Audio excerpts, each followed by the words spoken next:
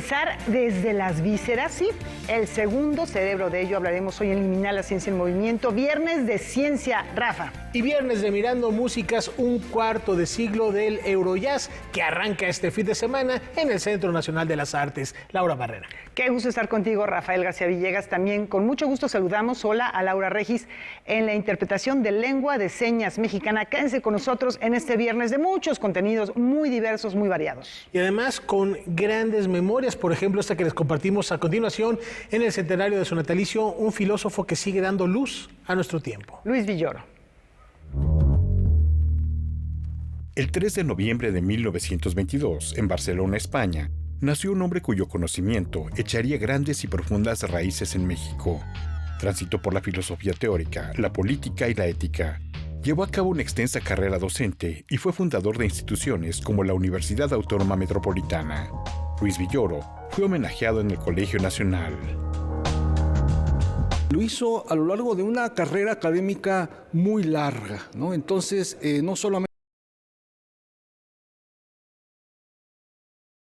muchos años en las que Villoro fue cambiando en algunas cosas. Villoro no fue un pensador dogmático, no fue un pensador cerrado a una sola doctrina o escuela filosófica, sino que fue un pensador que fue cambiando y moviéndose con el paso del tiempo. Luis Villoro ingresó al Colegio Nacional el 14 de noviembre de 1978. El homenaje que ahora se le rinde estuvo coordinado por Javier García Diego y su hijo, también miembro del colegio. En la primera sesión de este homenaje participaron Miguel Limón Rojas, Diego Valadez, José Ramón Cosío y Guillermo Hurtado. Los que tomaron clase con Villoro guardan una memoria muy fuerte de aquella experiencia. Villoro preparaba sus clases con muchísimo cuidado y además era un enorme orador. Era un hombre que tenía una figura como de, casi podríamos decir, de actor de teatro, y lo que hacía era envolver a los alumnos con las ideas que él iba dando. En el marco de este homenaje se presentó el libro Identidad Múltiple, que recopila 12 textos inéditos recuperados por Juan Villoro y que abordan las preocupaciones de los últimos años de vida de Luis Villoro, la multiculturalidad, la identidad, la democracia y la educación, entre otros. Libro que se suma al constante compromiso con la filosofía. La filosofía es un instrumento de la razón que permite la emancipación de los seres humanos. Por eso, Villoro siempre fue un gran defensor de la enseñanza de la filosofía en el nivel medio superior y en el nivel universitario. En todas las instituciones en donde él laboró, siempre defendió la importancia de la filosofía entendida de esa manera, como una práctica crítica de la razón. Noticias 22, Víctor Gaspar. Roger Bartra está de fiesta y la Academia celebra su legado.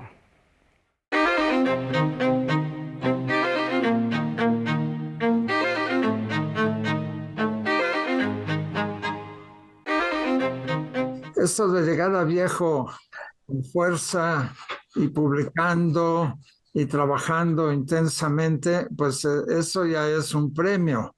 Pero si además mis amigos y colegas de la Academia Mexicana de la Lengua celebran mis 80 años, pues eso es un motivo adicional, yo digo, pues para seguir trabajando, para seguir pensando, para seguir escribiendo. Así que yo estoy muy, muy contento de que este próximo lunes la Academia Mexicana de la Lengua me haga este homenaje por 80 años.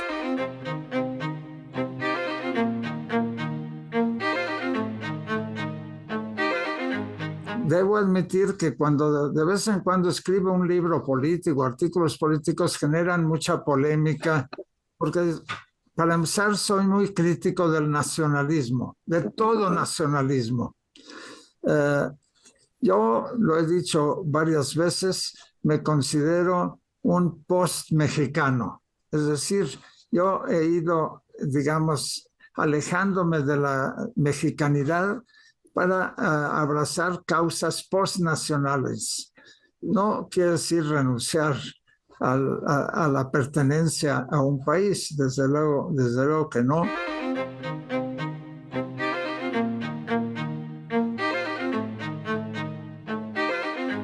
Yo he sido muy crítico de todos los nacionalismos en México, y México en la política han predominado nacionalismos de diferentes signos. Todos son detestables desde mi punto de vista.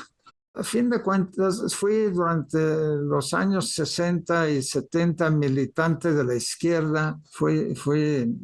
Efectivamente, tuve una participación política, nunca fui dirigente político, desde luego, y hace mucho que soy un intelectual independiente políticamente, pero que opina críticamente.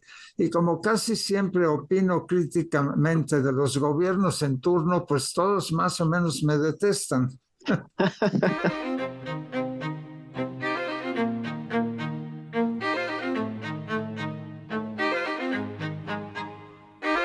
Son unas reflexiones sobre que continúan mis estudios sobre el mito del hombre salvaje, que yo he publicado, ahora con una variante del hombre salvaje que es el hombre lobo, y que es una reflexión o quiere hacer reflexionar sobre los temas del mal y la maldad en la sociedad y en la cultura. Sale publicado en febrero.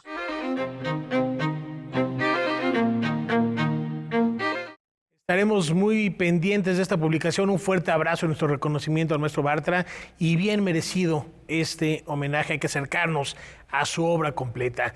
Y a propósito del poder de la palabra, del arte de la palabra, les platicamos de este encuentro que tiene que precisamente ver con eso. Este fin de semana inicia la 33ª edición del Festival Internacional de Narración Oral Cuéntale México, encuentro de enorme tradición en el centro del país que pone en valor el poder de la palabra, la oralidad y el arte de contar historias. La importancia de los narradores orales contemporáneos es mantener y dar vigencia a este poderoso arte, el arte de la palabra viva, a esta disciplina milenaria que es contar historias. Nacido en 1989, el festival ha contribuido al reconocimiento de la narración oral como una disciplina artística en sí misma.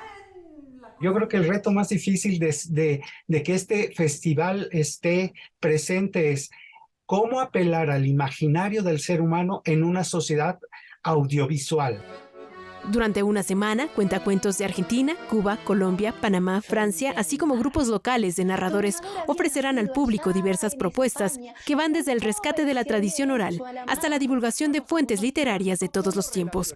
El programa contempla 8 funciones a realizarse en espacios capitalinos, como el antiguo Palacio del Ayuntamiento, la Casa de la Primera Imprenta de América, la Galería José María Velasco y el Palacio de Bellas Artes. Este próximo domingo, 6 de noviembre, a las 12 del día, se inaugura el festival en la Sala Manuel M. Ponce del Palacio de Bellas Artes. Van a estar narradores de Argentina, de Cuba, de Francia, de Panamá y de México. Se llama Español en 5 acentos porque van a contar con sus propios acentos. La flaca. El Festival Internacional de Narración Oral Cuéntale México 2022 se llevará a cabo del 6 al 13 de noviembre. Todas las actividades son de acceso gratuito. Con información y texto de César H. Meléndez, Noticias 22.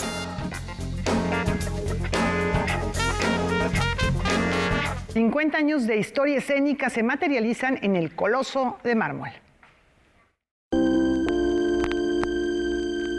Este sábado 5 de noviembre, la Compañía Nacional de Teatro celebrará medio siglo de historia con una gala en el Palacio de Bellas Artes. Los festejos comenzarán con la instalación de La Memoria, una serie de 17 piezas de teatro inmersivo.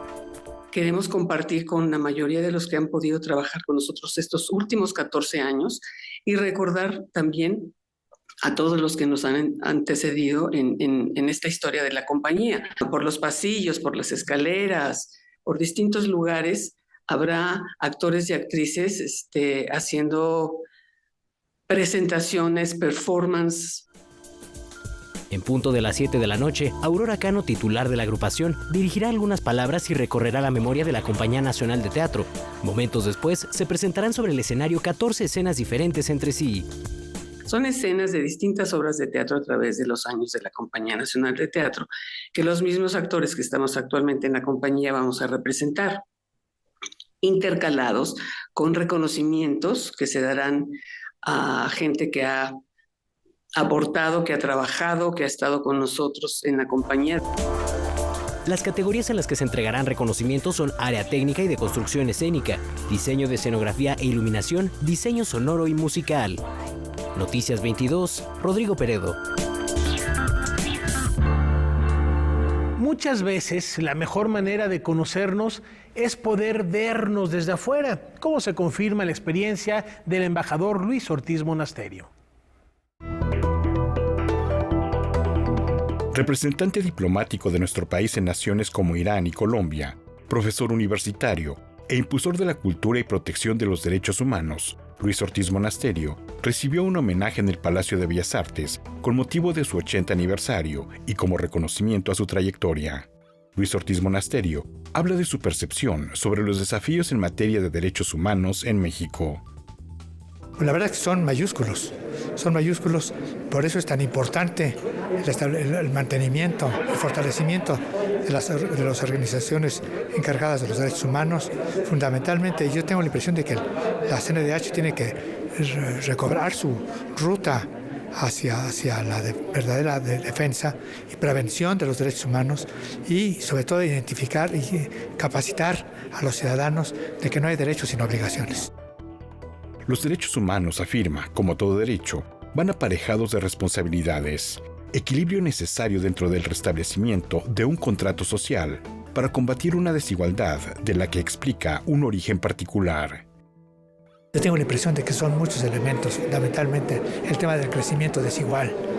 En eso ha sido, creo que es la mayor fuente de inestabilidad en el país, la desigualdad social. No la pobreza necesariamente, la desigualdad social. El hecho de que se acumule la riqueza en un polo del país y se pierda la riqueza por parte de las grandes mayorías. El homenaje fue organizado por el Grupo de Reflexión sobre Economía y Cultura, la Secretaría de Relaciones Exteriores y el Colegio de México, alma mater de Luis Ortiz Monasterio, quien habla de la necesidad de diálogo. Yo creo que no solamente no nos escuchamos, sino que no nos hablamos. No nos preguntamos, no le preguntamos a los demás su punto de vista. Tiene la impresión de que estamos paralizados por una especie de embrujo, de que no somos capaces de preguntar a los demás cómo ven las cosas. Siempre sencillamente queremos que los demás se sumen a nuestras angustias, a nuestras preocupaciones y a nuestras carencias. Noticias 22, Víctor Gaspar. Tenemos una pausa. Al regresar, los desafíos del trabajo a distancia.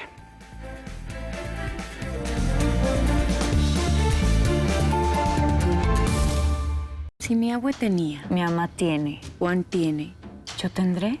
La diabetes no es contagiosa, pero se pega. Cuando familia y amigos comparten malos hábitos, claro que pueden compartir la enfermedad, sobre todo si tienes sobrepeso u obesidad, mala alimentación y no haces ejercicio. Porque todos tenemos un familiar con diabetes. Cuídate. Toma agua simple, come sano y haz ejercicio. Date tiempo. Chécate en Prevenims. Gobierno de México. En el PRI estamos abriendo el debate nacional, llamando a la reconciliación para sacar al país de sus tiempos más difíciles. El PRI marcha unido, con la frente en alto e izando el estandarte aliancista que pondrá fin al peor gobierno de todos los tiempos. El verdadero partido de México es el Partido Revolucionario Institucional. Nosotros construimos este país. ¡Que viva el PRI! PRI. Dilatación de pupilas, pérdida del habla.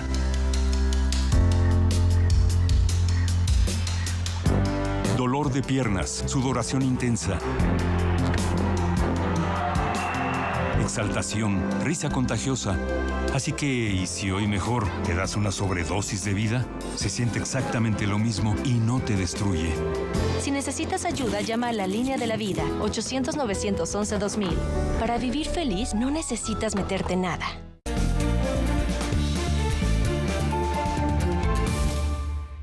En Liminal, la ciencia en movimiento, Karen Rivera nos hace una invitación, hoy sí, para pensar desde las vísceras.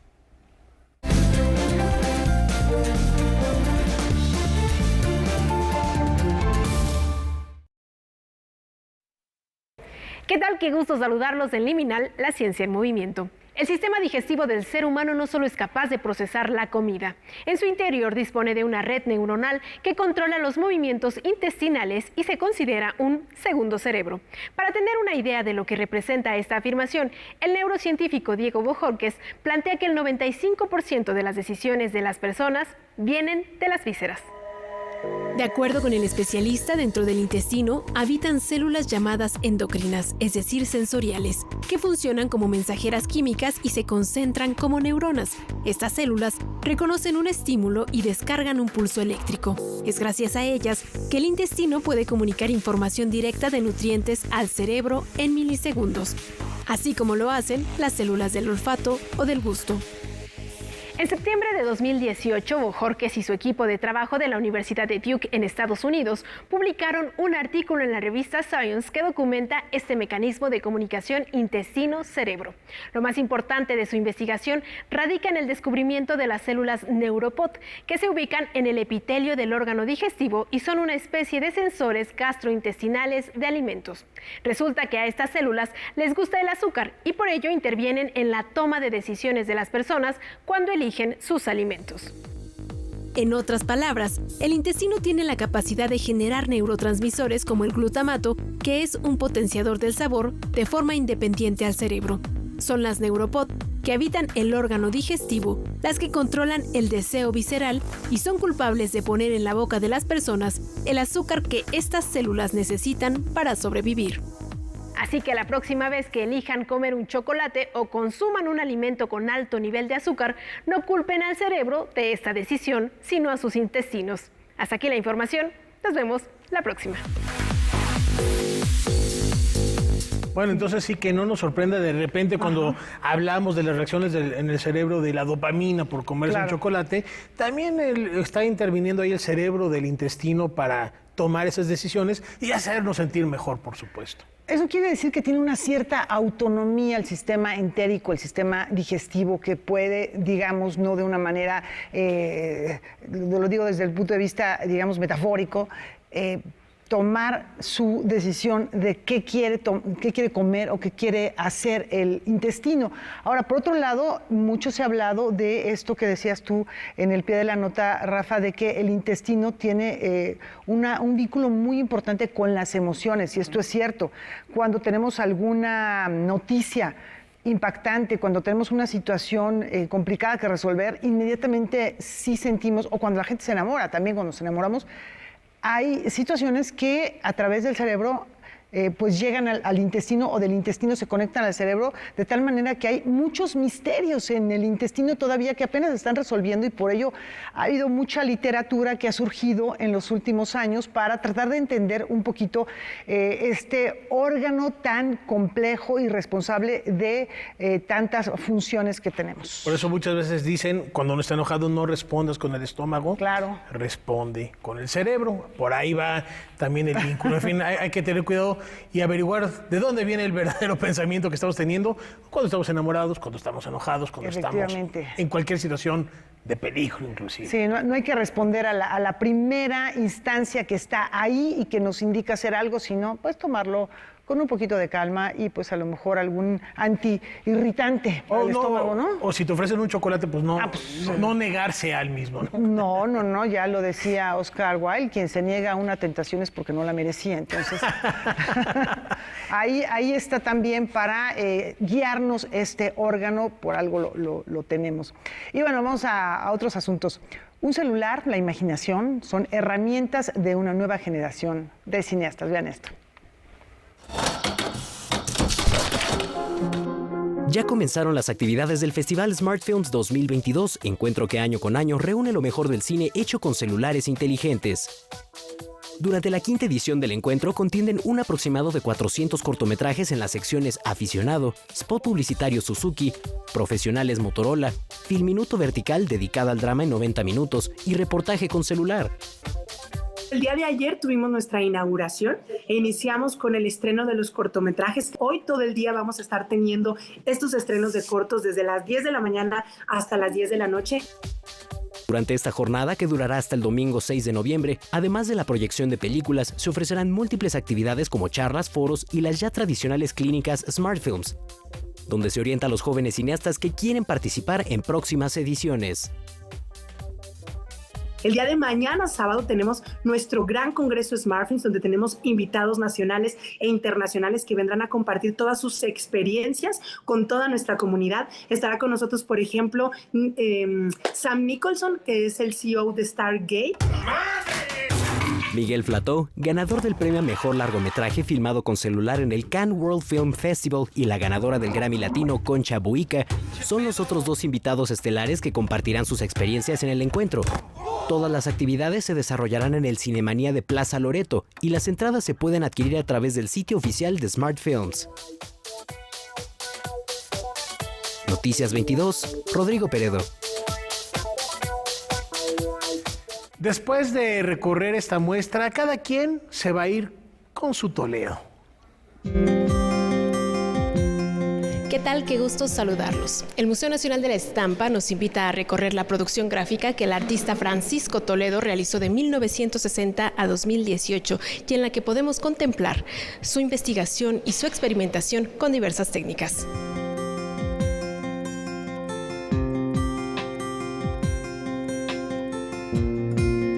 La muestra se divide en 3 núcleos, la década de los 60-70, donde él, desde que él viaja a París, se involucra en los talleres de París y cómo regresa a México y entra en una búsqueda por sus orígenes en Juchitán, y siguen las décadas de los 80-90, donde hay como una serie de acciones que él promueve o dirige para generar instituciones en la ciudad de Oaxaca, y termina con sus últimas décadas, 2000-2010, donde uno de sus fuentes de inspiración más grandes es la literatura y donde hay varias carpetas. Cada quien con su Toledo es el nombre de esta exposición que integra más de 180 piezas que muestran técnicas como el agua tinta, la punta seca, la acuarela y la cerámica. La exposición lo que quiere hacer es que para el público que no conoce muy bien a Toledo, este sea un punto de partida para que se empiece a explorar, porque es solo una pequeña muestra de todo lo que hizo en gráfica y mucho más pequeña de lo que hizo en el arte en general. Francisco Toledo conoció el grabado a los 15 años de la mano de los pintores Rina Lazo y Arturo García Bustos. Si quieren conocer esta faceta de su proceso creativo, no olviden visitar la muestra en el Museo Nacional de la Estampa, que estará disponible hasta febrero. Nos vemos en la próxima.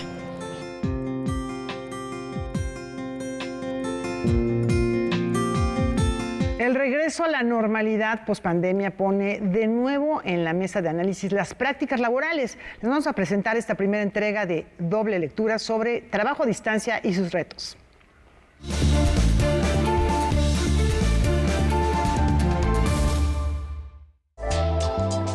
Uno de los múltiples aspectos de la vida humana que fueron alterados por la pandemia del COVID-19 es el trabajo. El confinamiento orilló a los centros laborales de todo el mundo hacia el teletrabajo, que en un principio fue recibido con gran ánimo por los empleados. Pero lo cierto es que aún no se terminan de evaluar en su totalidad las consecuencias de esta tendencia.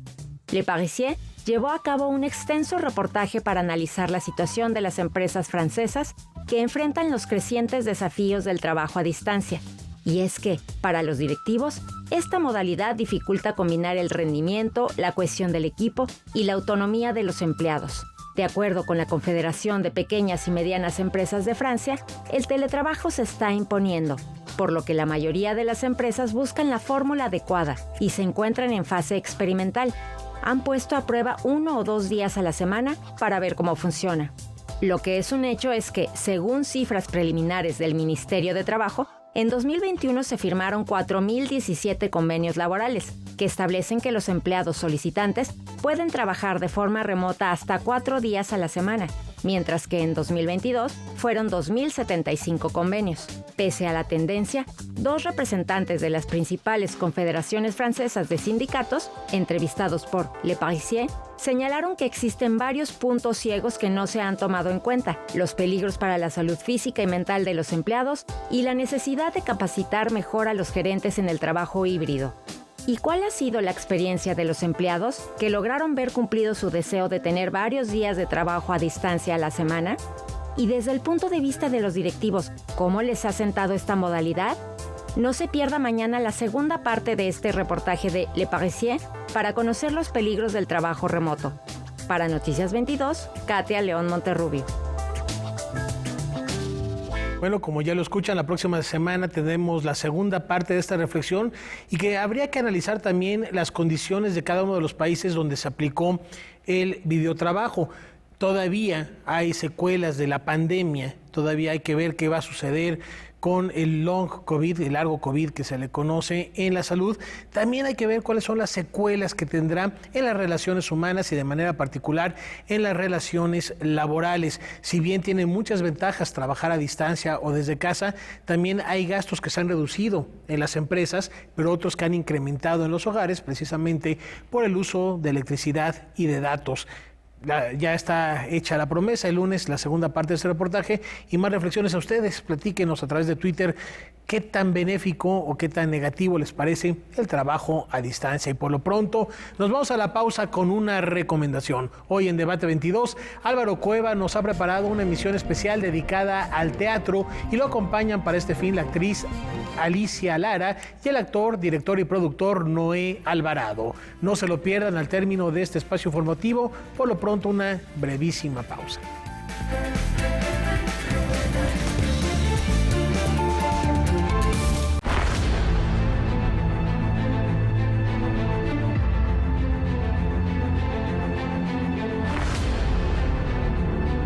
Estas son imágenes de Sonora, donde este mes de agosto pasaron de una sequía extrema a grandes inundaciones.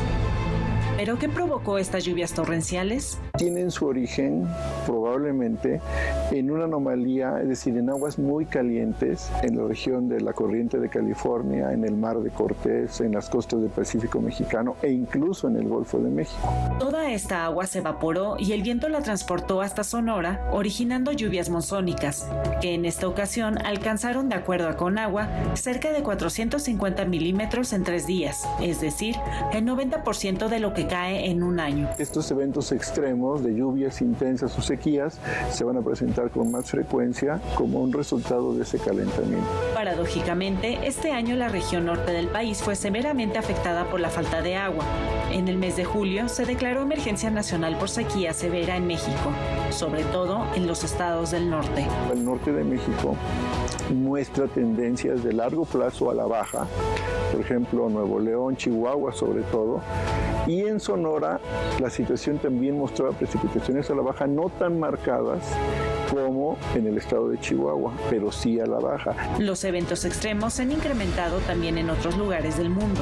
En junio, lluvias monzónicas provocaron grandes inundaciones en Hunan, China.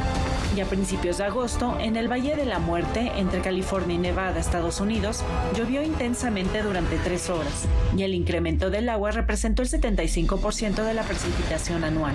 Mientras tanto, en Europa, este verano se vivieron sequías extremas, ondas de calor e incendios forestales, por lo que urge tomar acciones desde lo individual y colectivo para aminorar los efectos de estos fenómenos.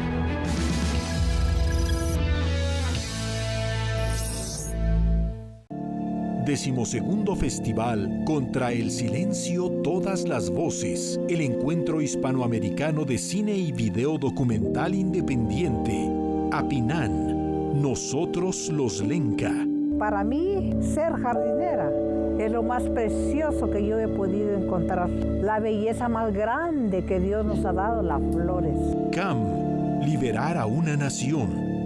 Claro que nos duele cuando nos matan a uno. Claro que nos duele cuando nos reprimen. Pero decir que estamos derrotados, nunca. En Cinema 22, viernes, 22:30 horas.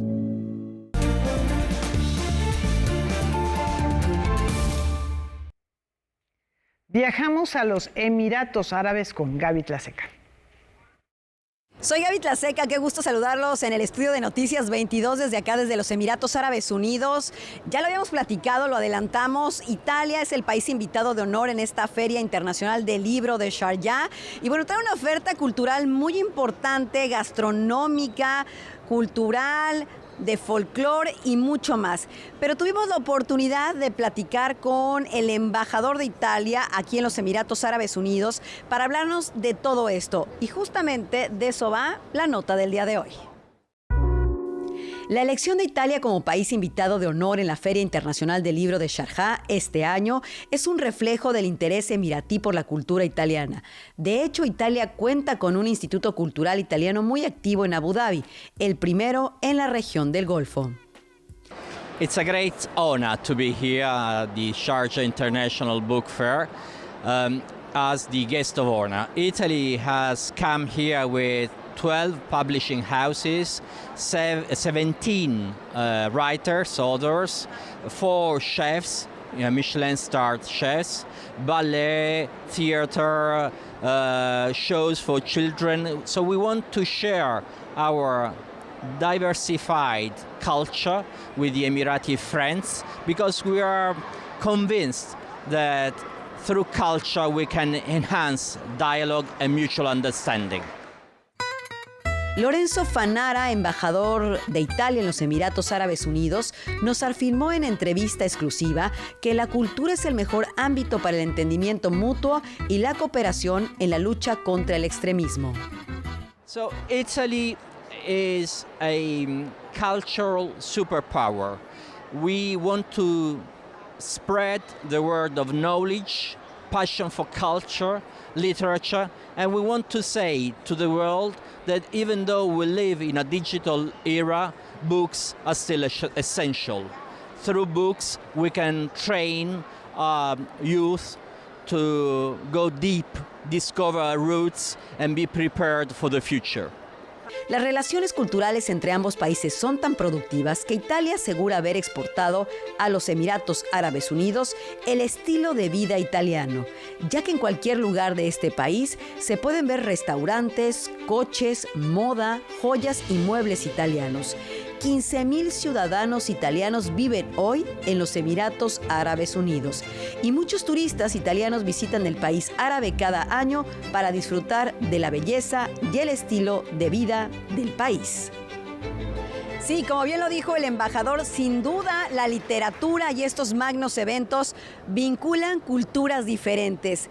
Tuvimos la oportunidad también de enterarnos, y esto es una muy buena noticia, que en esta siguiente edición de la Feria Internacional del Libro de Guadalajara, la famosísima fila más importante de Latinoamérica, Italia volverá a estar presente en este magno evento.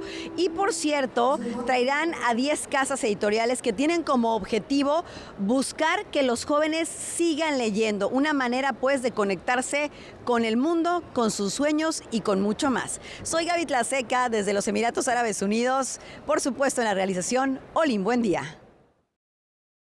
Muchas gracias a Gaby por este reporte y ahora hablamos de cine. Y este festival del Séptimo Arte tiene mucho barrio.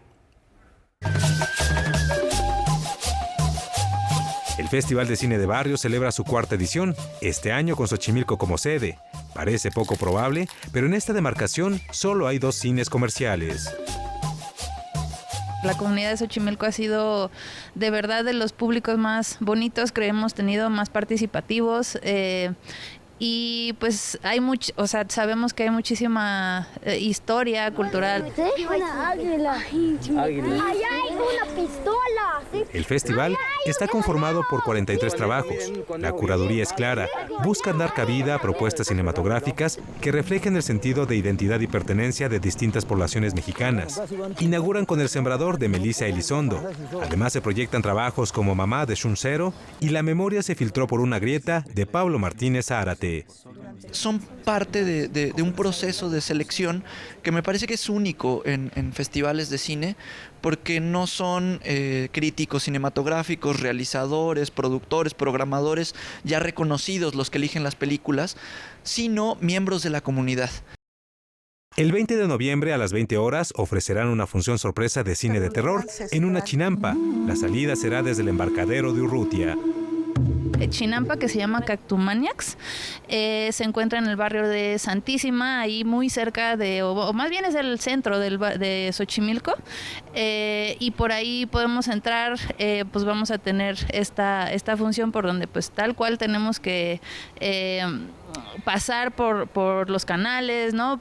Para llegar. No me concibo de una manera diferente. Las actividades, funciones y conferencias son completamente gratuitas. Son diferentes sedes, tenemos 7 sedes diferentes que van desde el Museo Arqueológico hasta el Teatro Carlos Pellicer, que es el teatro más grande de Xochimilco, y pues ahí pueden encontrar nuestras funciones. Entre las actividades paralelas destacan 2 paseos ciclistas que recorrerán la zona chinampera y la parte montañosa, organizados por el colectivo Ometeotl de la Casa Ciclista. Tener un cine alternativo, un cine que nos haga pensar, que llegue a Noticias 22, Julio López. Me gusta vivir y estar en Xochimilco con mi barrio y con mi comunidad. Pues con la novedad de que una bruja ronda el Helénico. Basado en una historia que ha sobrevivido gracias a la narración oral de Xochimilco, el Instituto Cultural Helénico presenta la obra María, la bruja Tlahuipochi.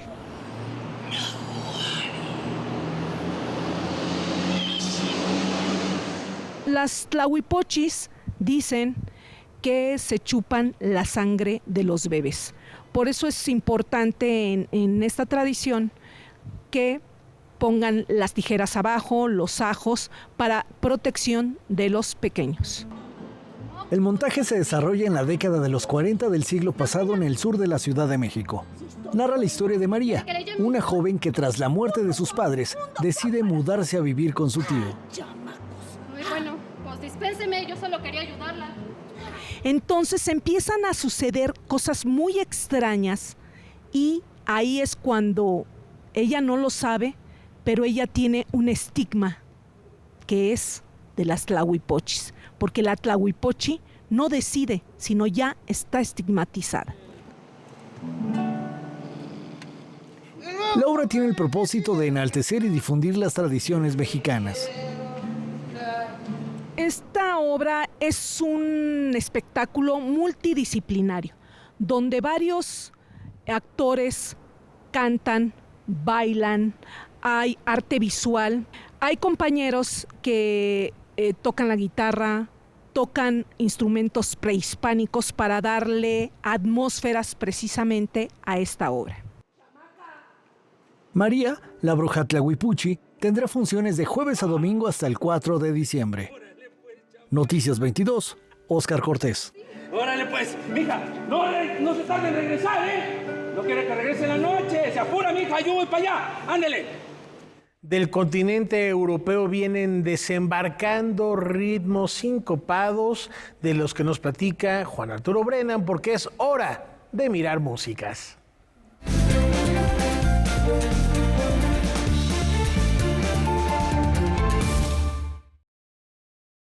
Buenas noches y bienvenidos a Mirar Músicas en esta sección. A lo largo de otros programas de Mirando Músicas les he informado de algunas efemérides importantes. Da la casualidad que en este año un buen número de instituciones y de grupos artísticos nacionales han cumplido aniversarios importantes y hoy les voy a hablar de otro junto con una recomendación. Se trata del 25 aniversario del Festival Eurojazz que se lleva a cabo aquí en nuestro vecindario, en las áreas verdes del CENART. Este festival, insisto, lleva 25 años de vida y se va a realizar dentro de muy poco tiempo. ¿Qué tan poco tiempo? Empieza pasado mañana, día 6, y se extiende hasta el día 20 de noviembre. ¿Cuál es el protocolo calendárico? Muy sencillo.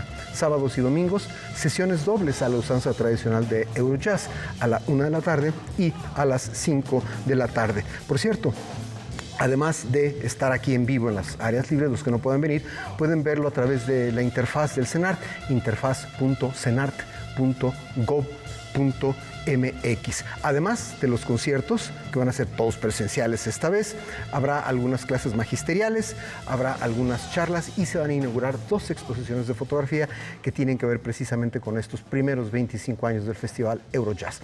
Rápidamente un poco de historia. Originalmente se llamó Festival de Jazz de la Unión Europea. En 1999 mudó su identificación a Festival Eurojazz. Y en el 2010 se tuvo que mudar de otros espacios donde se realizaba, a las áreas verdes del CENART, básicamente porque los aficionados a jazz ya no cabían. ¿Y qué tanto no cabían? En alguna sesión ya más o menos lejana del Festival Eurojazz se reunieron 14,000 melómanos para escuchar jazz. Algunos números: 162 conciertos en estos 25 años, un poco menos, casi 800 artistas y un poco más de 200 bandas, cosa que no es nada malo. Y desde el punto de vista de la variedad, del eclecticismo, 21 de los 27 países de la Unión Europea ya participaron con sus grupos en el Festival Eurojazz. Ojalá que en años subsecuentes se puedan convocar músicos de los otros 6 para que en algún momento cercano en el tiempo el Festival Eurojazz sea completamente europeo, es decir, completamente una liga, un eslabón con la Unión Europea. Y finalmente, un dato harto importante.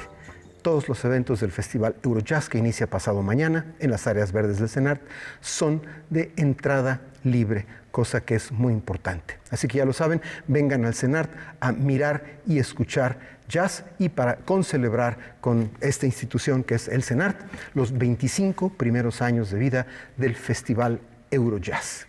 He estado en algunas sesiones, créanme, los que no han venido, vale muchísimo la pena.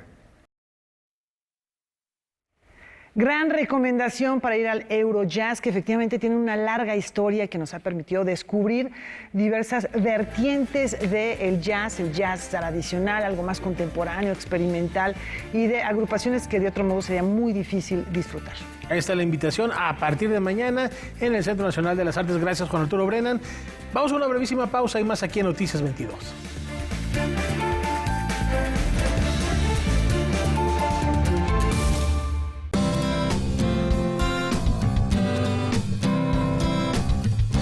Como audiencia, tienes derechos. Debes conocerlos para poder ejercerlos y ser parte de los televidentes críticos y participativos. Es muy importante que sepas que la televisora debe respetar los horarios anunciados en su programación, tener acceso a la misma calidad y niveles de audio y video. Para más información, consulta la página de defensoría.canal22.org.mx.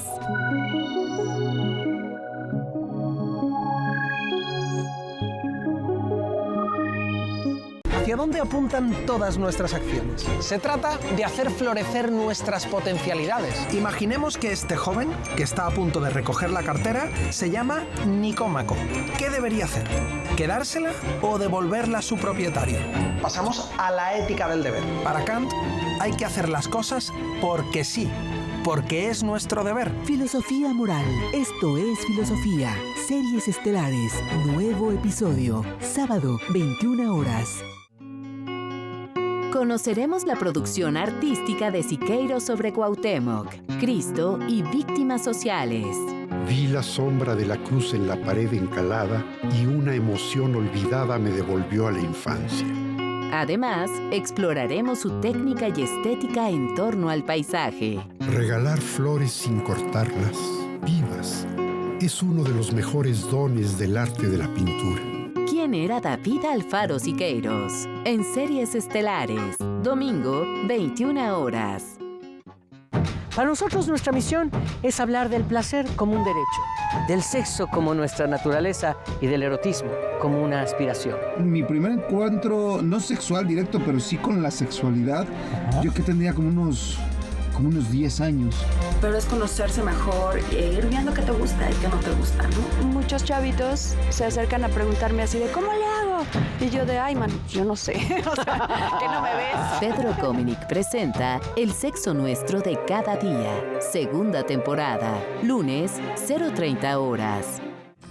12º Festival contra el Silencio Todas las Voces. El encuentro hispanoamericano de cine y video documental independiente. Danza Combate. Bailamos para combatir. Vamos en contra del patriarcado, en contra de los abusos de poder, de Monsanto. Somos feministas, pero está todo teñido de amor. Mother Truckers. Everyone has dreams. You carry them with you always. An escape from the ordinary and routine. Por una vida mejor. Cuando se estigmatiza a una población, también se la convierte en población objetivo. Y por eso las personas migrantes se sienten perseguidas. Sábado, 22:30 horas. Hola, ¿qué tal? Soy Alicia Lara, la bruja en María, la bruja Tlahuipochi. ¿Qué tal? Les saluda Noé Alvarado, director, productor y actor de Don Juan Tenorio y El precio es la vida. ¿No saben ustedes el programón de oro que les hemos preparado sobre estas grandes expresiones teatrales? Quédense después del Noti Les Conviene, programa especial de Debate 22. ¡Los esperamos! Hoy, 21 horas.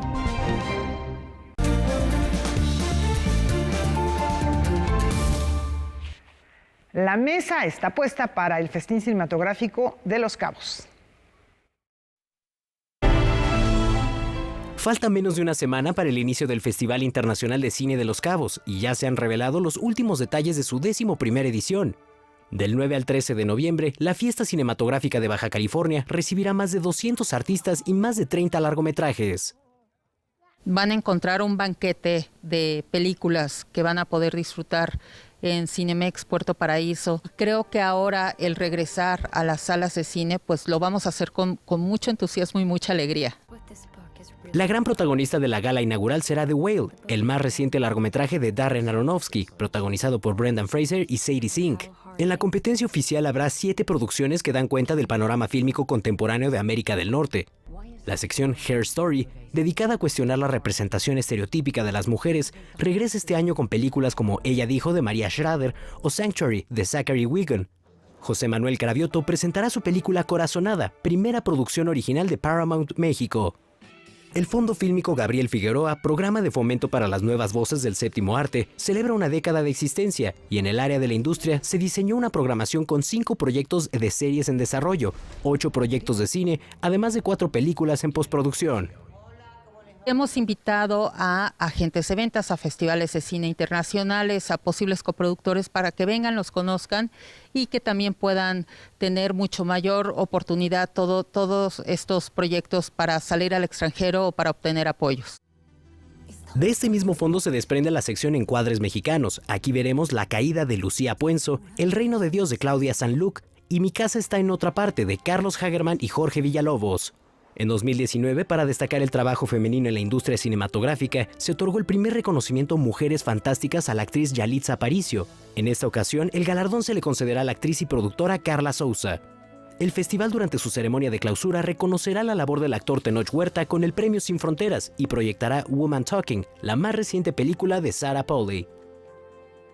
Todas las actividades son abiertas al público, pueden comprar sus boletos, ya está nuestra venta de boletos en línea a través de la página del festival y a través de la página de Cinemex. Noticias 22, Rodrigo Peredo. ¿Y qué les parece si ahora vamos a medir el infinito? Gertrude Goldschmidt estudió arquitectura, pero con la llegada de los nazis al poder y la inminente persecución de los judíos, abandonó Alemania rumbo a Venezuela. En este país desarrolló una carrera en donde combinó la arquitectura, el diseño, el grabado y la instalación. Gego tiene una formación de arquitecta, que esto de alguna manera la forma, ¿no? Un conocimiento de la geometría, del dibujo, de la línea como generadora de espacio. Más sin embargo, y contrario de lo que se piensa muchas veces, y contrario a otros emigrantes alemanes, judíos que vinieron a las Américas, ella no viene de una formación de la escuela de la Bauhaus. Actualmente el Museo Jumex, en colaboración con el Museo Guggenheim de Nueva York y el Museo de Arte de Sao Paulo, presentan la muestra Gego, Midiendo el Infinito. Esta retrospectiva reúne 120 obras de 4 décadas en donde vemos cómo pasa de realizar dibujos, acuarelas y esculturas más apegadas a lo realista y se acerca poco a poco a la abstracción. Tiene una serie de dibujos y esculturas geométricos, ¿no? Donde va explorando la geometría, la línea, la forma, ¿no? Pero estas esculturas son esculturas hechas de fierro soldado, que ella hace con la colaboración del herrero que le ayuda a soldar. Conforme el espectador recorre la exposición, se ve la evolución creativa de Gego, llegando al punto en el cual el espectador y la línea son parte de una sola obra. Son esculturas que son ligeras, esculturas que ella puede doblar a mano, ya no necesita del herrero, esculturas que ahora cuelgan del cielo. No son esculturas que están en bases, que están pesadas, sino que son esculturas que son totalmente libres, que son ligeras. Noticias 22, Alberto Aranda. Al aproximarnos a esta obra vamos a llegar hasta las costuras. A partir de un chal elaborado en Palestina, Isol creó la historia y las ilustraciones del libro La Costura. En este volumen conoceremos a una pequeña niña que no es que sea distraída, como dice su mamá, sino que pierde las cosas porque se van por agujeros a otro mundo. En varios de mis libros, en algunos personajes, como Petit o como el de Vida de Perros, bueno, de varios de mis libros, los niños de pronto tienen una idea acerca de por qué las cosas son así. Están imaginando y tratando de encontrar y de entender. Entonces ella tiene toda una teoría acerca de eso que parece como para sacarse de encima la culpa de perder las cosas, pero ella realmente piensa que es así.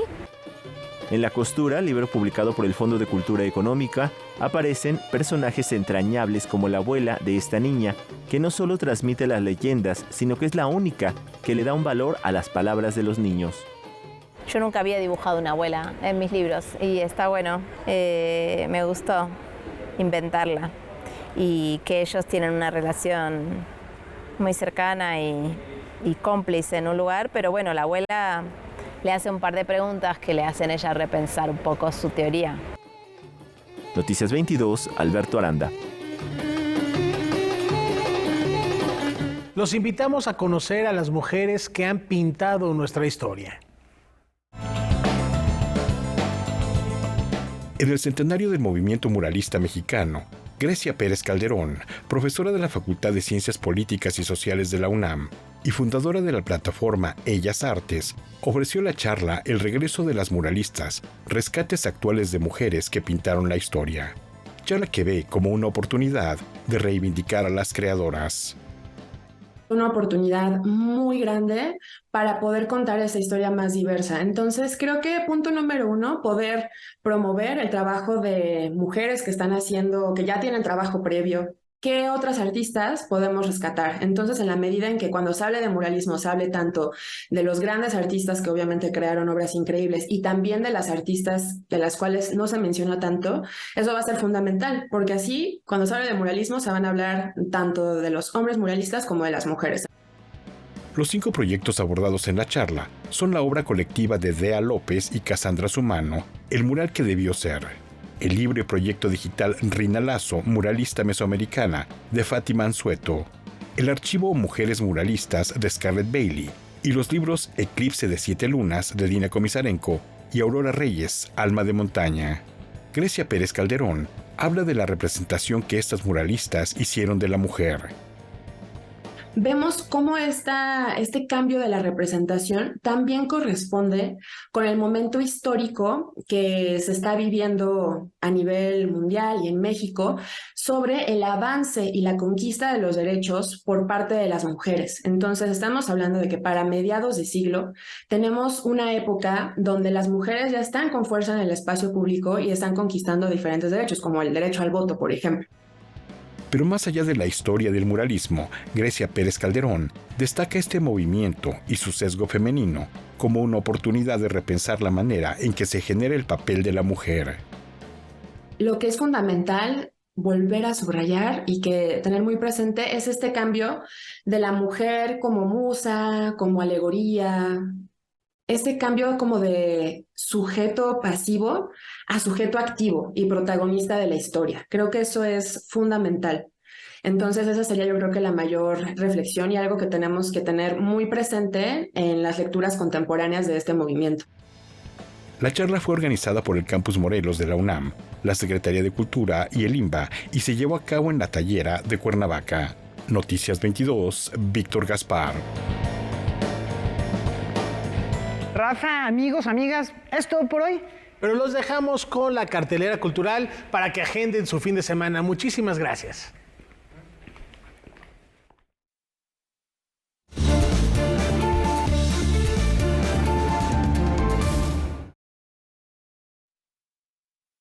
Viernes de cartelera cultural, listos para divertirse. Para los amantes de la cultura asiática llega el Japan Fest Ciudad de México, que traerá consigo la cultura, la gastronomía y el arte del país oriental al Campo Marte. Los visitantes podrán disfrutar de la danza tradicional de kimono, escuchar el tambor de guerra japonés más grande de México y la música de Okinawa, así como ser testigos de un combate samurái, sin olvidar los animes y la moda nipona. No se lo pierdan este 5 y 6 de noviembre. Pero si lo suyo son las historias protagonizadas por mentes retorcidas y plagadas de sucesos inexplicables, Los Archivos del Horror es un espectáculo de cabaret que los hará gritar y reír del susto. En cada presentación de esta obra, realizada en el Foro Lucerna, los asistentes escucharán relatos distintos, encarnados por un archivista macabro y seductor, quien dará vida a personajes, desde payasos hasta jóvenes que se encuentran con la muerte. Pueden sumergirse en esta irónica propuesta todos los miércoles. Y si prefieren la inmersión 3D y la virtualidad, prepárense para el encuentro de videojuegos más importante del país, que los llevará a conocer las novedades de la industria del entretenimiento digital. Niños y adultos podrán probar los demos más atractivos y participar en torneos y actividades que se realizarán el 5 de noviembre en el World Trade Center de la Ciudad de México. No se arrepentirán. Hasta aquí la cartelera el día de hoy. Nos vemos la próxima semana.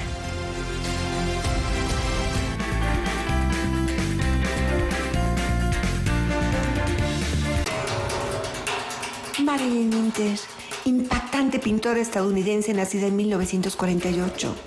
Su obra es una denuncia al uso indiscriminado de imágenes que dañan